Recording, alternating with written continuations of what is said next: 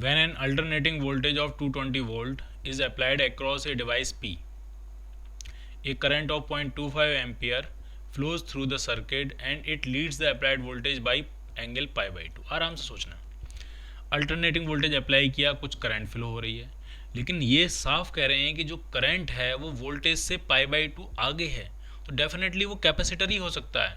वो जो डिवाइस होगी पी वो कैपेसिटर ही हो सकता है, क्योंकि कैपेसिटर के केस में ही करंट वोल्टेज से पाई बाई 2 आगे होती है। ठीक, तो पहली जो पी डिवाइस है वो कैपेसिटर है।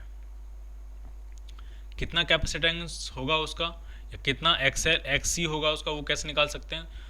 तो V इक्वल टू जो अप्लाइड वोल्टेज होगा is equal to current into opposition due to capacitor. ये आरएमएस वोल्टेज, आरएमएस करंट, और ये एक्सी। तो यहाँ से आप एक्सी फाइंड कर सकते हो। कितना? V है 220 वोल्ट आरएमएस वोल्टेज, और करंट कितनी है 0.25 यानी 1/4। तो ये हो गया 880 ओम। ये मिल गया आपको एक्सी। क्लियर? ठीक है, अब अगली लाइन पे चलते हैं। When the same voltage source is connected across another device Q, दूसरी डिवाइस है Q, the same current is observed in the circuit, same he current observe हो रही है सर्किट में, लेकिन but in phase with the applied voltage, applied voltage के साथ इन phase. इसका मतलब दूसरा जो एलिमेंट होगा वो रेजिस्टेंस होगा। सेम करंट, सेम ईएमएफ, तो रेजिस्टेंस का जो अपोजिशन होगा वो भी सेम ही होगा, 880 ओम ही होगा। लेकिन इन फेज में तो वहाँ से पता लग रहा है कि वो एक्सी नहीं है, वो एक्सएल नहीं है, वो आर है। ठीक है, तो दूसरा एलिमेंट के बारे में आपको पता लग गया, क्यू क्या है, एक रेजिस्टेंस है। What is the current when the same source is connected across A series combination? इनका सीरीज कॉम्बिनेशन, कैपेसिटर और रेजिस्टेंस के सीरीज कॉम्बिनेशन के अक्रॉस वही सोर्स आपने अप्लाई कर दिया। तो इस पूरे सिस्टम का जो Z होगा वो आपका होगा under root of are square plus XC का स्क्वायर। आर और एक्सी वैल्यू बराबर हैं, तो 880 रूट 2 हो जाएगा ओम। ये हो गया Z की वैल्यू। ठीक, अब करंट फेज में आगे होगी कि पीछे? तो सिर्फ कैपेसिटर है तो करंट फेज में आगे होगी। कितना आगे होगी? तो जो 10 फाई होगा वो होगा एक्सी ओवर आर, और एक्सी और आर की वैल्यू बराबर है, तो ये वैल्यू 1 आ जाएगी। इसका मतलब फाई जो फेज होगा वो कितना हो जाएगा 45 डिग्री पाई बाई 4। तो करंट फेज में पाई बाई 4 आगे होगी। ठीक है, कितनी होगी करंट? तो जो करंट होगी आपकी आई, अप्लाइड ईएमएफ कितना था 220 वोल्ट, और Z कितना है 880 रूट 2। तो अप्लाइड ईएमएफ की आरएमएस वैल्यू है 220 वोल्ट, Z की वैल्यू है 880 रूट 2। तो जो आरएमएस करंट आ रही है वो 1/4 रूट 2 आ जाएगी। इतनी करंट फ्लो होगी, करंट फेज में पाई 4 आगे होगी। तो आंसर क्या बनेगा? आंसर आपका बनेगा, लैगिंग करंट नहीं है, लीडिंग करंट होगी। और कितना लीड करेगी? Pi by 4। तो आंसर बनेगा आपका B part, 1/4 root 2 ampere leading in phase by pi by 4 with voltage, B part.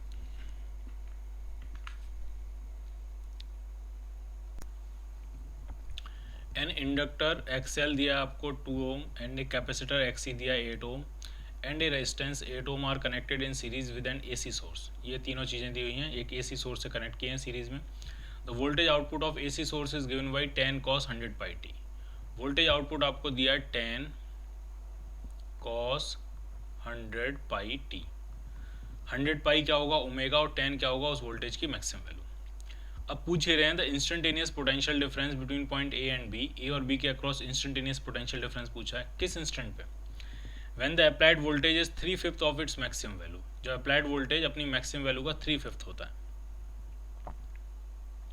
तो कितना पोटेंशियल डिफरेंस होगा ए और बी के बीच में, वो आपसे पूछा गया। ठीक है, तो सबसे पहले हम निकालेंगे इंस्टेंटेनियस करंट। कैसे निकालेंगे? तो सबसे पहले Z निकालते हैं। Z होता है under root of are square plus XL minus XC है, एक्सी माइनस एक्सएल का स्क्वायर। यहाँ साफ दिख रहा है एक्सी बड़ा है, तो ये आपका आ जाएगा अंडर रूट ऑफ 8 का स्क्वायर प्लस 6 का स्क्वायर, दैट विल बी 10। तो Z की वैल्यू आ गई 10। Z तो आ गया 10। जरा फेजर डायग्राम बना लेते हैं, करंट निकालना है हमको। तो ये applied EMF E not, since XL बड़ा है तो Z जो होगा एक्सएल हम कहाँ दिखाते हैं, नीचे, एक्सी हम कहाँ दिखाते हैं, ऊपर, इधर क्या दिखाते हैं, आर, तो नीचे की तरफ आ जाएगा XC minus XL, sorry X, हाँ एक्सी बड़ा है, उल्टा बना दिया मैंने, नीचे की तरफ एक्सएल, एक्सएल छोटा है, एक्स सी जो है वो बड़ा है,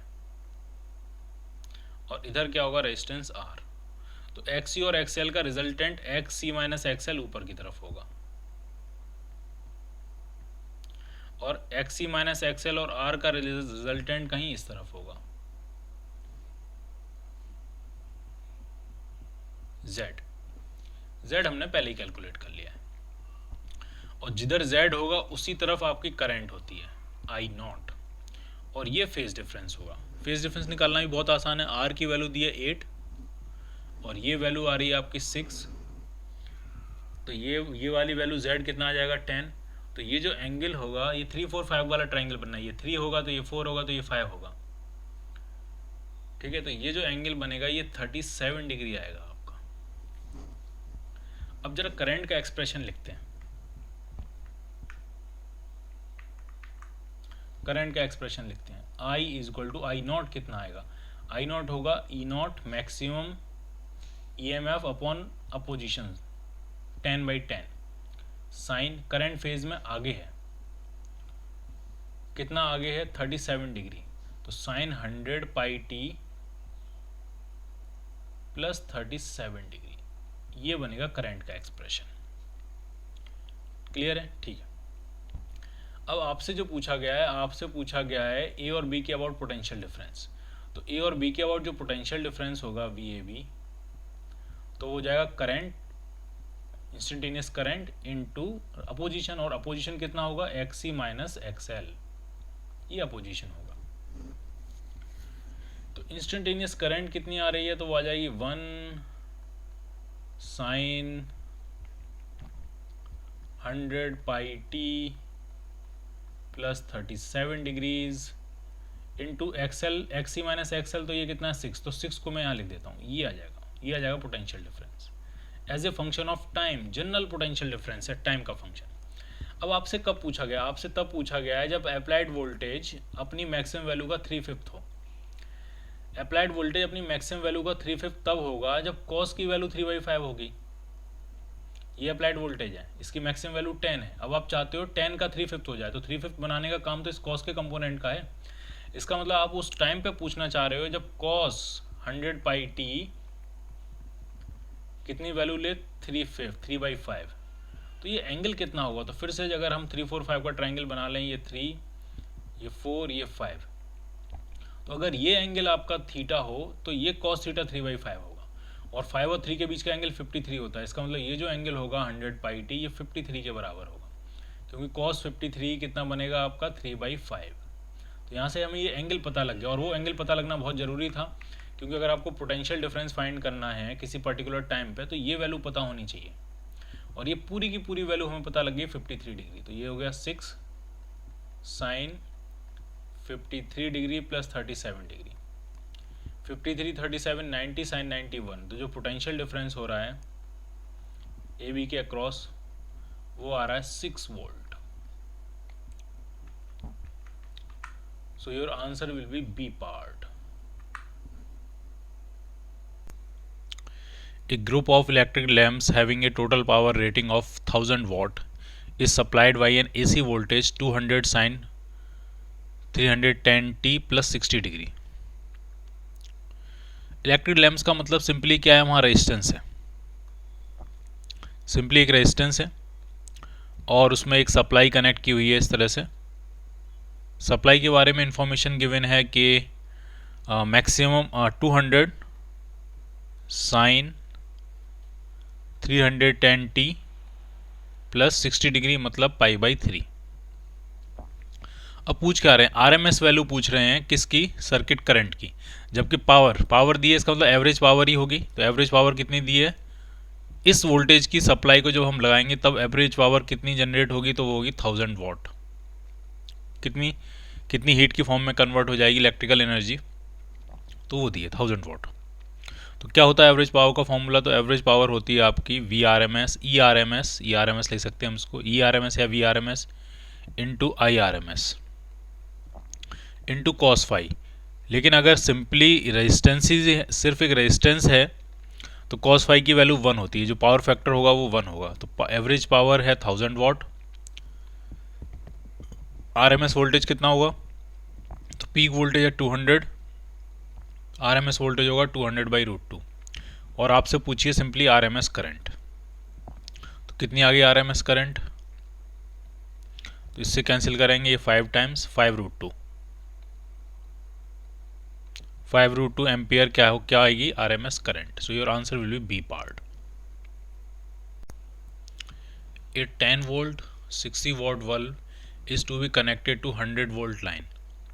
The required self inductance of induction coil will be, frequency दी है 50 हर्ट्ज। एक बल्ब जो अपने अक्रॉस कितना वोल्टेज सस्टेन कर सकता है? 10 वोल्ट, 60 वाट उसकी पावर है, और उसको कनेक्ट कर रहे हैं 100 वोल्ट लाइन से। तो जब आप कनेक्ट करोगे 100 वोल्ट लाइन से, तो हमें एक, या तो आप चाहो तो कैपेसिटर लगा सकते हो उसके साथ सीरीज़ में, या फिर चाहो तो इंडक्टर लगा सकते हो, और कुछ इस तरह से लगाना होगा ताकि बल्ब के अक्रॉस सिर्फ पोटेंशियल 10 वोल्ट रहे, बाकी सारा का सारा पोटेंशियल किसके अक्रॉस चला जाए? इंडक्शन कॉइल के अक्रॉस। ठीक, तो सबसे पहले बल्ब का रेजिस्टेंस फाइंड करते हैं कितना होगा। तो P = V²/R। पावर कितनी दी है? 60 वाट, वोल्टेज 10 × 10/R। तो जो रेजिस्टेंस मिलेगा इसका 10/6 या 5/3 ओम, ये बल्ब का रेजिस्टेंस है। अब इस बल्ब के अक्रॉस 100 वोल्ट की लाइन लगानी है हमें एसी, तो इस रेजिस्टेंस के अक्रॉस हम क्या लगाएंगे? एक इंडक्शन कॉइल लगाएंगे, एक इंडक्टेंस भी लगाएंगे L रेजिस्टेंस R के अक्रॉस, और फिर वो हम 100 वोल्ट की जो सप्लाई है वो लगाएंगे यहाँ पे। 100 वोल्ट RMS वोल्टेज होगा, सब कुछ RMS है यहाँ पे, जो पावर है वो RMS एवरेज पावर है, V कौन सा होगा? RMS, और फ्रीक्वेंसी है 50 हर्ट्ज।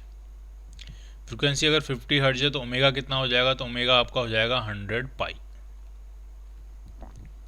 क्लियर? ठीक, तो सबसे पहले हम ये देखेंगे कि अगर इसके अबाउट आप वोल्टेज जाते हो 10 वोल्ट, तो इसके अक्रॉस कितना वोल्टेज बचेगा। ठीक, तो सीरीज़ में करंट सेम होती है, तो अगर हम वोल्टेज की इक्वेशन लिखें तो जो नेट वोल्टेज होगा अप्लाइड वोल्टेज 100, वो आपका होना चाहिए √ रेजिस्टेंस के अक्रॉस वोल्टेज का स्क्वायर प्लस इंडक्टर के अक्रॉस वोल्टेज का स्क्वायर।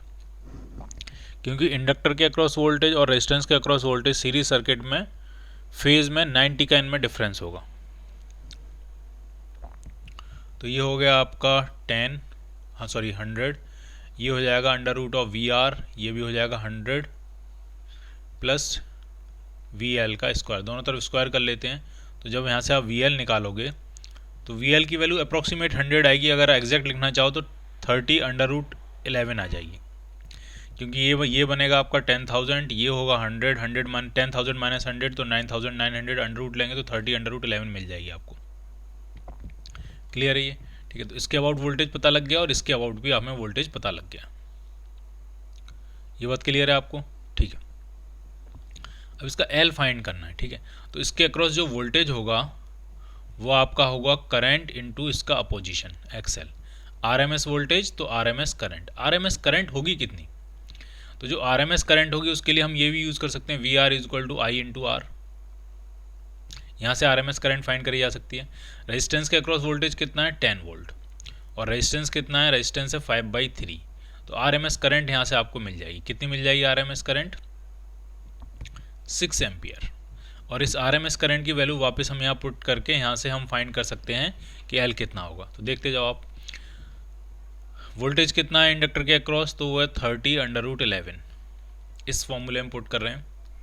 इक्वल टू करंट कितनी है? 6 एम्पियर। XL कितना होता है? ओमेगा L, ओमेगा कितना है? 100 पाई, और इंटू L, ये L ही आपको फाइंड करना है।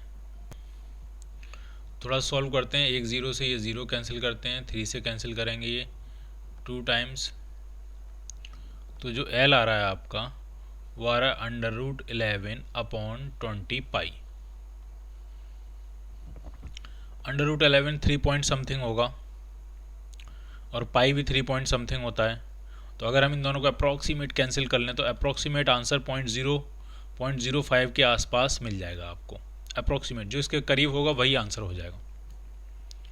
तो कौन सा आंसर है? तो ये है इसके करीब ए पार्ट, बाकी तो सारे बहुत ज़्यादा दूर हैं। ए पार्ट इसका आंसर हो जाएगा। An alternating voltage of 30 sin 50t plus 40 cos 50t is applied to a resistor of resistance 10 ohm. RMS value पूछिए करंट की। तो इंस्टेंटेनियस वोल्टेज टाइम का फंक्शन दिया है, तो इंस्टेंटेनियस करंट कितनी होगी? Current as a function of time, तो वोल्टेज अपॉन रेजिस्टेंस। फेज तो वही होगा, जो वोल्टेज का फेज होगा वही करंट का फेज होगा, तो उसमें कुछ चिंता करने की ज़रूरत है नहीं सिंपली। तो ये आप 10 से डिवाइड करोगे तो ये आ जाएगा 3 sin 50t plus 4 cos 50t। Omega जो है वो 50 है। अब हमें इसकी RMS वैल्यू चाहिए, तो कैसे करना है? आराम से करना है। सबसे पहले इसका स्क्वायर करना है, फिर एवरेज निकालना है, फिर अंडर रूट ले लेना है। तो सबसे पहले स्क्वायर करते हैं, तो इसका स्क्वायर हो जाएगा 9 sin square omega T, omega 50 है आपका, plus 16 cos square omega T plus 2 times 3 into 4 into sine omega T into cos omega T. ठीक, तो अगर आप इसको गौर से देखोगे, अब इसका अगर आप एवरेज निकालोगे तो ये 2 और ये sine omega T cos omega T मिलके ये 12 अलग कर लेते हैं, और 2 time sine omega T cos omega T मिलके साइन 2 ओमेगा टी हो जाएगा, और ये आपका 9 साइन स्क्वायर ओमेगा टी है, और ये आपका 16 कॉस स्क्वायर ओमेगा टी है। ठीक, ये आई स्क्वायर है।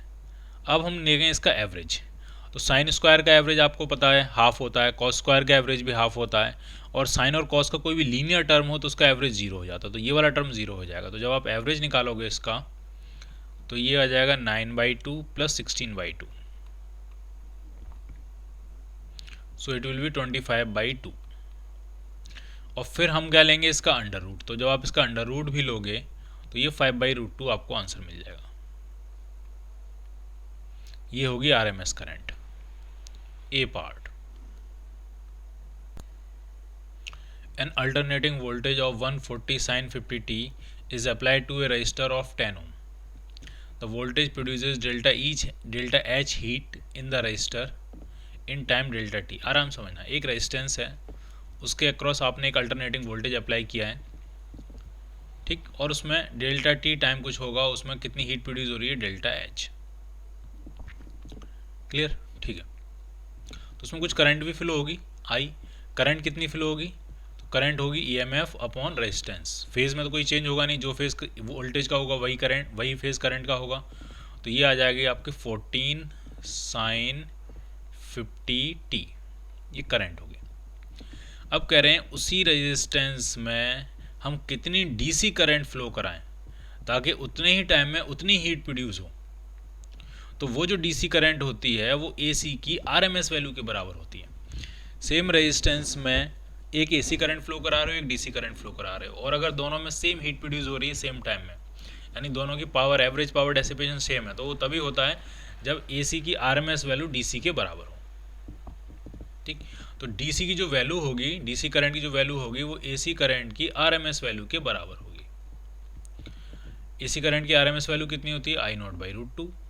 I0 कितना है क्वेश्चन में? 14/√2, 1.4 मान लें अप्रॉक्सीमेट, तो ये अप्रॉक्सीमेट आंसर आपको मिल जाएगा 10 एम्पियर। तो DC अगर करंट फ्लो करानी है और सेम टाइम में सेम हीट चाहिए सेम रेजिस्टेंस में, तो कितनी करंट फ्लो कराओ? Approximate 10 ampere. An AC circuit consists of a resistance and a choke coil in series. एक AC सर्किट में एक रेजिस्टेंस है और एक चॉक कॉइल है, सीरीज में कनेक्टेड है। रेजिस्टेंस आपको दिया 220 ओम, और चॉक कॉइल का L आपको दिया 0.7 हेनरी। फिर कह रहे हैं the power absorb from 220 volt and 50 hertz source. अब इसको कनेक्ट किया गया है, एक 220 वोल्ट की लाइन है, RMS ही है, जब कुछ नहीं बता तो RMS वोल्टेज ही होगा, और फ्रीक्वेंसी दी है 50 हर्ट्ज। अगर ओमेगा निकालें तो ओमेगा इसका हो जाएगा 100 पाई, ये ओमेगा हो जाएगा इसका। अब ये कितनी एवरेज पावर एब्जॉर्ब करेगा वो आपसे पूछा जा रहा है। तो जो एवरेज पावर का फॉर्मूला होता है वो होता है VRMS into IRMS into cos phi. सारी वैल्यू पुट कर देते हैं। VRMS तो दिया ही हुआ है 220 वोल्ट। IRMS कितना होगा, तो IRMS होता है VRMS अपॉन Z, और cos फाई क्या होता है, cos फाई होता है R अपॉन Z। और Z खुद क्या होता है, Z होता है अगर सिर्फ इंडक्टर और रेजिस्टेंस है तो Z हो जाएगा under root of R square plus omega L का स्क्वायर। ठीक, तो पहले जरा Z कैलकुलेट कर लेते हैं, Z कितना आने वाला है। तो अंडर रूट ऑफ R कितना है 220 का स्क्वायर प्लस ओमेगा L का स्क्वायर। ओमेगा कितना है 100 पाई और L कितना 0.7 हेनरी। तो पाई की वैल्यू क्या पुट करना है, तो 0.7 देख के एकदम से याद आता है कि पाई की वैल्यू 22/7 पुट कर लेते हैं इंटू 0.7। तो जब इनको आप मल्टीप्लाई करोगे, एक जीरो से ये पॉइंट खत्म हो गया, इस 7 से 7 कैंसिल आउट हो गया, तो ये 220 ही आ गया। 220 का स्क्वायर प्लस 220 का स्क्वायर, तो Z जो आ जाएगा वो आ जाएगा 220√2, ये आ गया Z। अब सारी वैल्यू पुट कर देते हैं और एवरेज पावर ढूंढ लेते हैं। तो ये है 220 का स्क्वायर इंटू आर भी कितना दिया है 220 अपॉन नीचे Z स्क्वायर है, तो Z स्क्वायर कितना बन जाएगा 220 का स्क्वायर इंटू 2। Z की वैल्यू ये है, इसका स्क्वायर करेंगे तो ये आ जाएगा, तो इससे ये कैंसिल आउट हो गया। तो जो एवरेज पावर आ रही है वो आ रही है 110 watt. So your answer will be B part. In a series LCR circuit the voltmeter and ammeter reading are respectively. इस सिस्टम को गौर से देखो, एक सीरीज LCR सर्किट है, इसमें इंडक्टर के अक्रॉस वोल्टेज भी 200 वोल्ट है और कैपेसिटर के अक्रॉस भी वोल्टेज 200 वोल्ट है। इसका मतलब ये रेजोनेंस पे है, सिस्टम किस पे है, रेजोनेंस पे। और जब रेजोनेंस पे होता है तो पूरा का पूरा अप्लाइड वोल्टेज किसके अक्रॉस नजर आता है, रेजिस्टेंस के अक्रॉस। तो इस वोल्ट मीटर की जो रीडिंग आएगी वो 100 वोल्ट होगी। क्लियर। और करंट कितनी फ्लो करेगी, करंट जो होगी वो वही होगी जो कि रेजिस्टेंस की वजह से फ्लो हो रही होगी, यानी 100 वोल्ट उसका RMS वोल्टेज है जो अप्लाई किया है और 50 ओम का रेजिस्टेंस है। तो जो करंट फ्लो हो रही होगी वो 2 एम्पियर फ्लो हो रही होगी, और ये मैक्सिमम करंट है क्योंकि रेजोनेंस पे Z मिनिमम होता है, R के बराबर होता है करंट, करंट एम्पलीट्यूड मैक्सिमम होता है, करंट मैक्सिमम होती है, और ये 2 एम्पियर है। तो ये RMS वोल्टेज है, तो करंट भी कौन सी है आपकी, RMS। तो एमीटर कितनी मेजर करेगा, 2 एम्पियर। एमीटर और वोल्ट मीटर जो मेजर करते हैं AC के केस में वो RMS वैल्यूज मेजर करते हैं। तो वोल्टेज मेजर करेगा 100 वोल्ट, करंट मेजर होगी 2 ampere. So your answer will B D part. Current in the resistance is 1 ampere. ये LCR सीरीज सर्किट है और रेजिस्टेंस में करंट 1 एम्पियर है। तो रेजिस्टेंस में करंट 1 एम्पियर, क्या पूरे सिस्टम में करंट 1 एम्पियर होगी, क्योंकि ये सीरीज है, सीरीज में करंट तो सेम ही होती है। तो RMS करंट आपको दी हुई है 1 एम्पियर। रेजिस्टेंस के अक्रॉस वोल्टेज कितना है, 3 वोल्ट। तो यहाँ से रेजिस्टेंस की वैल्यू फाइंड कर सकते हैं, V = IR। I 1 एम्पियर है, वोल्टेज 3 वोल्ट है रेजिस्टेंस के अक्रॉस, तो रेजिस्टेंस आ गया 3 ओम। क्लियर, ठीक है। अब जरा सोर्स का वोल्टेज फाइंड करना है। तो अगर हम वोल्टेजेस का फेजर डायग्राम बनाएं, ढंग से समझना है, वोल्टेजेस का फेजर डायग्राम बनाएं तो ये कुछ इस तरह से बनेगा। ये होगा अप्लाइड वोल्टेज VS, और इंडक्टर के अक्रॉस वोल्टेज ज़्यादा है, इसका मतलब इंडक्टर का इफेक्ट ज़्यादा हुआ, XL की वैल्यू ज़्यादा होगी। ठीक, तो XL की वैल्यू अगर ज़्यादा होगी तो करंट फेज में EMF से पीछे होगी, तो करंट जो होगी वो कहीं पीछे होगी, ये होगी नेट करंट। I0 ले सकते हैं, मैक्सिमम वैल्यूज लगाते हैं। अब जरा इन सब के वोल्टेजेस लिखते हैं। तो रेजिस्टेंस का जो वोल्टेज होता है वो करंट के साथ ही होता है, ये VR होगा। कैपेसिटर में वोल्टेज करंट से पीछे होता है तो ये VC होगा। कैपेसिटर में वोल्टेज करंट से पीछे होता है तो ये VC होगा। और इंडक्टर में जो वोल्टेज होता है वो करंट से 90 डिग्री आगे होता है, तो ये आपका VL होगा। और इंडक्टर का वोल्टेज डेफिनेटली क्या है, ज़्यादा है। तो जो अप्लाइड वोल्टेज होगा, नेट वोल्टेज, तो वो क्या होगा, अंडर रूट ऑफ VR का स्क्वायर प्लस इस केस में VL माइनस VC का स्क्वायर होगा। ये इक्वेशन वैसे तो बनती है मैक्सिमम करंट मैक्सिमम वोल्टेजेस में, लेकिन ये ऐसी इक्वेशन आरएमएस के लिए भी फॉलो कर जाती है, आरएमएस वोल्टेज के लिए भी ये फॉलो हो जाएगी। तो बाकी सारी वैल्यू हमको पता ही है। वी आर जो है 3 वोल्ट, 3 का square 9, plus V L minus V C करेंगे तो 8 माइनस 4, 4 का स्क्वायर 16, तो √25, तो ये हो गया 5 वोल्ट, यानी अप्लाइड वोल्टेज जो होगा वो 5 वोल्ट होगा। उसकी आरएमएस वैल्यू कितनी होगी? 5 वोल्ट। तो वी एस की वैल्यू आपको पता लग गई 5 वोल्ट। ए ऑप्शन तो आपका करेक्ट हो गया। ठीक, अब जरा इंपीडेंस फाइंड कर लेते हैं। तो आर तो पता है, एक्सएल और एक्सी फाइंड करते हैं। तो इसके बाद वोल्टेज दिया 8 वोल्ट, करंट है 1 ampere into XL, V is equal to I times XL. तो एक्सएल यहाँ से जो आ रहा है वो आपका 8 ओम आ रहा है। इसी तरह से जब आप एक्सी निकालोगे तो यहाँ से 4 ओम आ जाएगा ये। तो जेड जो होता है, जेड अगर हम निकालें, जेड फाइंड करें तो जेड आपका होता है √r² plus XL minus XC का स्क्वायर। तो वो भी कितना आने वाला है? 5 ओम, क्योंकि 3 का स्क्वायर 9, एक्सएल माइनस एक्सी 4 का स्क्वायर 16, तो ये कितना हो जाएगा? 5 ओम। आना भी चाहिए, वैसे भी समझ में आना चाहिए। अगर अप्लाइड वोल्टेज 5 वोल्ट है और करंट 1 एम्पियर फ्लो हो रही है, इसका मतलब पूरे सिस्टम का नेट अपोजिशन 5 ओम ही होगा।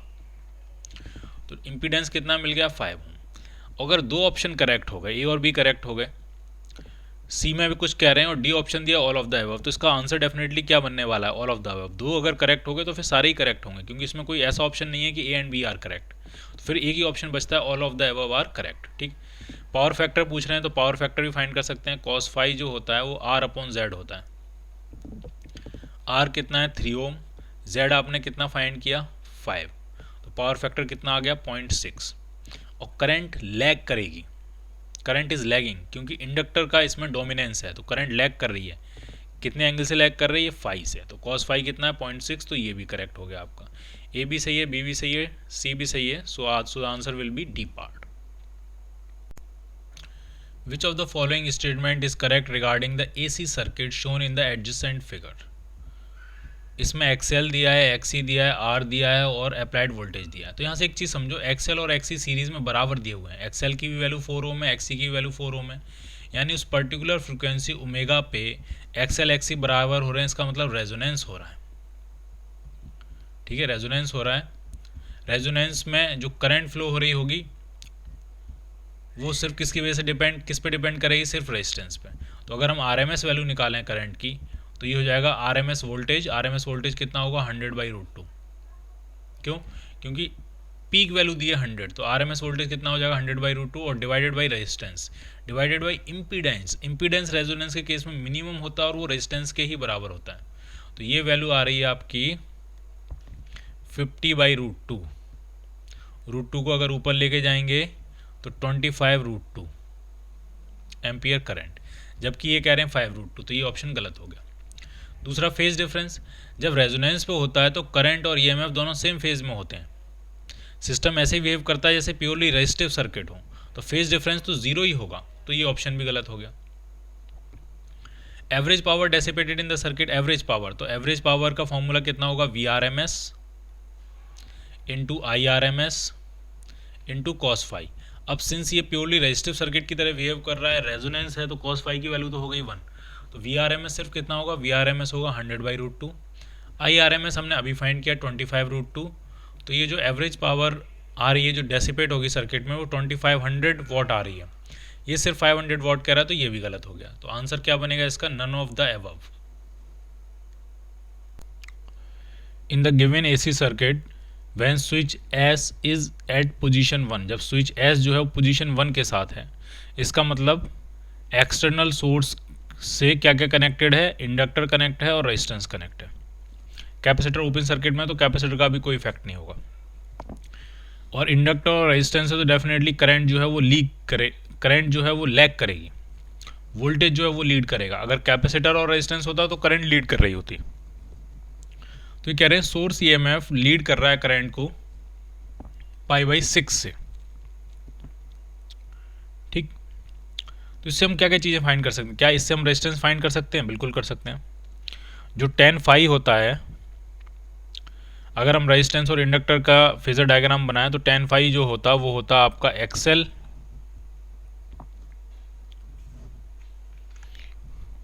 tan phi जो होता है वो होता है XL अपॉन R। ठीक, अगर मैं रफ फेजर डायग्राम इस तरह से बनाऊं तो ये होता है अप्लाइड EMF E नॉट, इसी तरफ हम बनाते हैं रेजिस्टेंस और इंडक्टर है तो इधर बनाएंगे XL, इन दोनों का मिला के जिधर हो जाएगा वही होगा आपका Z की तरफ ही होती है करंट, और फेज में कितना आगे या पीछे होती है तो वो होती है फाई, तो tan फाई हो जाएगा XL ओवर R। तो tan फाई कितना दिया है, tan pi by 6 equal to XL कितना होता है, ओमेगा L, ओमेगा है 1000, ये साइन ओमेगा टी, ओमेगा दिया 1000 इंटू ओमेगा L कितना दिया है, √3 मिली हेनरी, मिली हेनरी मतलब 10⁻³ upon resistance R। tan pi by 6 कितना होता है, tan पाई बाई 6 होता है 1/√3, तो ये 1000 से 10⁻³ कैंसिल आउट हो गया, तो R जो आया वो आपका आया 3 ओम। ठीक, R जो आया वो कितना आया आपका 3 ओम। तो यहाँ से हमने रेजिस्टेंस फाइंड कर लिया। अब स्विच अगर 1 से कट होके 2 से कनेक्शन बनाए तो अब सिस्टम में एक कैपेसिटर है, एक रेजिस्टेंस है। कैपेसिटर है तो डेफिनेटली करंट लीड करेगी, ठीक है, करंट लीड करेगी, तो जिसमें करंट लीड करने वाला होगा वो ऑप्शन हो सकते हैं। तो सोर्स EMF लीड करंट तो ये नहीं हो सकता, सोर्स EMF लीड करंट ये नहीं हो सकता, क्योंकि अब करंट लीड करनी है सोर्स EMF को। कितने से लीड करेगी, तो जो tan फाई होगा, अब जो tan फाई आएगा वो आपका आ जाएगा XC ओवर R। देखते हैं कितने एंगल से लीड करने वाली। XC कितना होता है 1/ωc, तो ये पूरा हो गया 1/ωc डिवाइडेड बाई R, तो 1/ωc R हो गया। तो 1/ω कितना है 1000, C कितना है 1000/3 माइक्रोफेरेड, 1000/3 माइक्रोफेरेड, माइक्रो मतलब 10⁻⁻⁶, और R कितना है, तो R आपने अभी फाइंड किया 3 ओम, तो इससे ये 10⁻⁶ से 10⁻⁻⁶ कैंसिल आउट हो गया, 3 से 3 कैंसिल आउट हो गया, तो ये 1 बच रहा है। tan फाई 1 आ रहा है, इसका मतलब फेज में करंट कितना आगे है 45 डिग्री या π/4। So your answer will be current lead source EMF by π/4, answer will be A part. In the given AC circuit, इसमें एक कैपेसिटर है XC, एक रेजिस्टेंस है R, और ये दोनों पैरेलल में AC सोर्स से कनेक्टेड हैं, V0 sin ωt से कनेक्टेड है। सोर्स से नेट करंट कितनी फ्लो कर रही है I, और वो डिस्ट्रीब्यूट हो जा रही है I1 और I2 में। तो कुछ चीज़ें आपसे पूछी जा रही हैं, ठीक है। तो अगर हम फेजर डायग्राम बनाएं तो सिंस ये पैरेलल में है, पैरेलल में पोटेंशियल क्या होगा, सेम दोनों के लिए ही, दोनों एलिमेंट के लिए पोटेंशियल यही होगा V0 sin ωt। तो फेजर में तो हम मैक्सिमम वैल्यू यूज़ करते हैं, तो ये होगी V0, दोनों के लिए यही पोटेंशियल है V0 sin ωt। अब अगर करंट की बात करें तो रेजिस्टेंस में जो करंट होता है वो अप्लाइड EMF के साथ फेज में होता है, तो रेजिस्टेंस का जो करंट होगा I2 वो V0 के साथ फेज में होगा, और ये I2 की मैक्सिमम वैल्यू है, ठीक है। और कैपेसिटर में जो करंट होता है वो EMF, अप्लाइड EMF से फेज में आगे होता है, तो कैपेसिटर का जो करंट है I1 वो अप्लाइड EMF से फेज में 90 डिग्री आगे है। ये I2 क्या है, रेजिस्टेंस से पास होने वाले करंट की मैक्सिमम वैल्यू, ये I1 क्या है, कैपेसिटर से पास होने वाले करंट की मैक्सिमम वैल्यू, और ये V0 क्या है, ये है अप्लाइड EMF की मैक्सिमम वैल्यू, क्योंकि फेजर्स में हम सब मैक्सिमम वैल्यू ही ड्रॉ करते हैं। अब जरा आप इसमें खुद से समझो क्या क्या चीज़ें समझ में आ रही हैं। एक चीज़ ये समझ में आ रही है I2 और V0 सेम फेज में, एक चीज़ ये समझ में आ रही है I1 जो है वो I2 और V0 दोनों को ही लीड कर रहा है, कितने एंगल से, π/2 से। तो क्या क्या आंसर बनेंगे, I2 and V are in same phase, बिल्कुल ठीक है। Current I2 Leeds I1, I2 नहीं लीड कर रहा है I1 को, एक्चुअली I1 लीड कर रहा है I2 को, तो ये गलत हो गया। करंट I, अब नेट करंट कितनी होगी, तो नेट करंट जो होगी वो इस I1 और I2 का क्या होगी, रिजल्टेंट, तो नेट करंट कहीं ये बनेगी, ये होगी I नेट। अब जो नेट करंट है वो I2 को लीड कर रही है, कितने एंगल से, तो जो भी वो एंगल हो थीटा, लेकिन होगा वो 90 डिग्री से कम, तो आंसर क्या और बन जाएगा, C पार्ट और आंसर बन जाएगा। तो इसका आंसर बनेगा A part and C part. Two coils have a mutual inductance 0.005 henry, दो कॉइल हैं और उनका आपस में जो म्यूचुअल इंडक्टेंस होगा कैपिटल M, वो आपको दिया है 0.005 henry. The current changes in the first coil according to the, पहली कॉइल में करंट चेंज हो रहा है तो दूसरी कॉइल में डेफिनेटली EMF इंड्यूस होगा। तो पहली कॉइल में जो करंट है वो क्या दिया है, I0 sin ωt, 10 sin 100πt। तो तो मैक्सिमम वैल्यू पूछ रहे हैं ईएमएफ की जो सेकंड कॉइल में इंड्यूस होगा वो कितनी होगी। तो जो सेकंड कॉइल में ईएमएफ इंड्यूस होगा सेकेंडरी कॉइल में वो हो जाएगा -m times dIp/dt। Primary coil में अगर फ्लक्स चेंज हो, प्राइमरी कॉइल का अगर करंट चेंज हो रहा है तो उस करंट की वजह से सेकेंडरी कॉइल में फ्लक्स चेंज होगा, तो सेकेंडरी कॉइल में ईएमएफ इंड्यूस होगा। ठीक है, तो अगर हम उसकी वैल्यू निकालें तो कितना आने वाला है -m। अगर इसको डिफ्रेंशिएट करेंगे तो ये 10 हो गया, साइन ओमेगा टी का डिफ्रेंशिएशन होगा कॉस ओमेगा टी, और ओमेगा टी को फिर से डिफ्रेंशिएट करेंगे तो ओमेगा आ जाएगा, यानी 100 पाई और आ जाएगा। तो जो ईएमएफ इंड्यूस हो रहा है सेकेंडरी कॉइल में वो आपका आ रहा है -m की वैल्यू भी पुट कर लेते हैं 0.005 into 1000 pi into cos 100 pi T. ये 1000 से ये पॉइंट हट जाएगा तो ये आपका -5 पाई आ रहा है और कॉस 100 पाई टी। अब इंड्यूस्ड ईएमएफ की मैक्सिमम वैल्यू पूछिए, तो ये जो लिखी होगी ये मैक्सिमम वैल्यू होगी। ये माइनस साइन सिर्फ ये बताता है कि इंड्यूस्ड ईएमएफ करंट में होने वाले वेरिएशन को अपोज करेगा। बाकी मैक्सिमम वैल्यू पूछी जाए तो ये है 5 pi volt. So your answer will be B part. In a certain circuit current changes with time according to I is equal to 2√t। Current जो है वो टाइम के साथ वेरी कर रही है, किस हिसाब से, 2√t के हिसाब से। टाइम बढ़ता जाएगा करंट भी बढ़ती जाएगी। आपसे कह रहे हैं root mean square value find करनी है करंट की, कितने टाइम इंटरवल में, t इक्वल टू 2 से लेकर t इक्वल टू 4 सेकेंड के इंटरवल में। तो सिंपली करेंगे क्या, सबसे पहले करेंगे उसका स्क्वायर, फिर जो टाइम इंटरवल दिया उस टाइम इंटरवल में उसकी मीन वैल्यू फाइंड करेंगे और फिर उसका अंडर रूट ले लेंगे। सिंपल। सबसे पहले करते हैं आई का स्क्वायर, तो ये कितना आ जाएगा, ये आ जाएगा 4t। फिर इसके आई के स्क्वायर की एवरेज वैल्यू फाइंड करते हैं। फॉर्मूला क्या होता है, आई जिसकी भी एवरेज वैल्यू फाइंड करनी है टाइम के रिस्पेक्ट में, integration I square D T limits 2 to 4 second, और जो टाइम इंटरवल है उसी टाइम इंटरवल से यहाँ पे से क्या कर देना है, डिवाइड कर देना है, यानी 4 - 2। क्लियर है ये। किसी भी फिजिकल क्वांटिटी की एवरेज वैल्यू निकालनी हो तो यही तरीका है। अगर वो टाइम के साथ वेरी कर रही है उसको इंटीग्रेट करो जितने भी टाइम इंटरवल में, उसी टाइम इंटरवल से उसको डिवाइड कर दो। सिंपल। आई स्क्वायर की वैल्यू 4t है, इसका इंटीग्रेशन हो जाएगा 4t² 2 limits 2 to 4 divided by 2। तो ये 2 और ये 2 मिलकर 4 को कैंसिल आउट कर देंगे। लिमिट्स पुट करोगे तो 16 - 4 यानी 12 आ जाएगा। तो एवरेज वैल्यू आ गई 12। अब क्या लेंगे, अब लेंगे हम उसका अंडर रूट। स्क्वायर हो गया, एवरेज हो गया, अब लेंगे उसका अंडर रूट। तो under root 12 that will be 2√3 ampere. So your answer will be C part. An AC source of angular frequency omega is fed across a resistor R and a capacitor C in series। एक AC source है, उसकी frequency omega दी हुई है और एक resistance दिया R और एक कैपेसिटर दिया C, उसके अक्रॉस उसको कनेक्ट किया गया। तो कुछ वोल्टेज V मान लेते हैं और फ्रीक्वेंसी कितनी है, ओमेगा है। ठीक। The current registered is I। तो जो करंट जो रजिस्टर हो रही है वो I हो रही है। ठीक है। तो क्या वैल्यू लिखेंगे हम, I is equal to RMS current is equal to RMS voltage upon opposition, और अपोजिशन इस केस में कितना होगा, under root of R² plus XC का स्क्वायर। XC कितना होता है, वो होता है 1/ω/C का स्क्वायर। ठीक। ये RMS वोल्टेज है, ये RMS करंट है, ये Z की वैल्यू है। ठीक।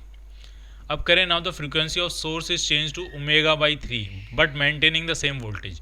वोल्टेज सेम मेंटेन कर रखा है, फ्रीक्वेंसी जो है वो चेंज करिए, ओमेगा से क्या चेंज करिए, ω/3। तो अब ये कह रहे हैं current is found to be half. Current जो है वो हाफ हो जाती है। तो नई इक्वेशन जो बनेगी वो ये बनेगी, I/2 is equal to EMF कितना है, V/Z। Z अब कितना होगा, तो under root of R² plus omega की जगह हम क्या लिखेंगे, ω/3 1/3 कर दिया आपने, तो ये 3 ऊपर आ जाएगा, 3/ω/C का स्क्वायर। ये नई कंडीशन बन जाएगी। तो ओरिजिनल फ्रिक्वेंसी पे रिएक्टेंस और रेजिस्टेंस का रेशियो आपसे पूछा जा रहा है, यानी आपसे पूछा जा रहा है ओरिजिनल फ्रीक्वेंसी यानी ओमेगा पे 1/ω/C डिवाइडेड बाई R। ये जो रेशियो है, ये रेशियो आपसे पूछा जा रहा है। इनडायरेक्टली आपसे पूछा जा रहा है 1/ω/CR, ये आपसे पूछा जा रहा है। ठीक। तो जरा करते हैं इसको सॉल्व, कोई ज़्यादा मुश्किल नहीं। इसमें करंट की वैल्यू पुट करते हैं सेकंड एक्सप्रेशन में। तो यहाँ से करंट की वैल्यू उठाएंगे तो ये 2V आ जाएगी, और यहाँ से करंट की वैल्यू, ये करंट की वैल्यू इक्वेट कर देते हैं, तो V/, under root of are square plus 1/ओमेगा c का square is equal to 2v upon, ये स्मॉल आर है, रेजिस्टेंस स्मॉल आर दिया है, स्मॉल आर स्क्वायर प्लस 3/ओमेगा c का स्क्वायर। v से v कैंसिल करते हैं, दोनों तरफ स्क्वायर कर लेते हैं, क्रॉस मल्टीप्लाई कर देते हैं, तो ये आ जाएगा आर स्क्वायर प्लस 9/ओमेगा c का स्क्वायर। इसको इधर मल्टीप्लाई कर लिया है, इसको इधर मल्टीप्लाई कर देते हैं, तो ये हो जाएगा 4r स्क्वायर प्लस 4/ओमेगा c का स्क्वायर। आर स्क्वायर एक तरफ लिख लेते हैं, तो ये बन जाएगा 5/ओमेगा c का square is equal to 3r square. दोनों तरफ अंडर रूट ले लेते हैं, तो under root 5 upon omega c is equal to आ रहा r टाइम्स अंडर रूट 3। ये स्मॉल आर है, ये स्मॉल आर, ये भी स्मॉल आर। तुमको क्या चाहिए, तुमको चाहिए 1/ओमेगा c स्मॉल आर, तो स्मॉल आर को इधर ले आते हैं, बाकी सब कुछ उधर ले जाते हैं, तो ये हो गया √3 अपॉन √5। रेजिस्टेंस उन्होंने स्मॉल आर दिया था, तो मैंने जहाँ जहाँ गलती से कैपिटल आर लिख दिया वो गलत है, वो सब जगह स्मॉल आर है, यहाँ पे भी स्मॉल आर है और यहाँ पे भी स्मॉल आर है। सो your answer will be A part.